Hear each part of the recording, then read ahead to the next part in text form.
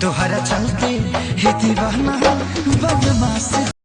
दोस्तों भोजपुरी इंडस्ट्री में दोस्तों बवाल होना चालू हो चुका। आप लोग देख सकते हैं दोस्तों, हमारे खेसारी लाल यादव दोस्तों एक्टिंग का कितना बवाल किए हैं। आप लोगों को पता होगा दोस्तों, खेसारी लाल यादव जी का गाना आया है दीवाना बदमाश हो जाए दोस्तों। और आप लोगों को दोस्तों सबसे बड़ा खबर बता दो आप लोग को, काजल राघवानी हमारे भोजपुरी क्यून गर्ल दोस्तों खेसारी के विवाद में दोस्तों आ चुके हैं।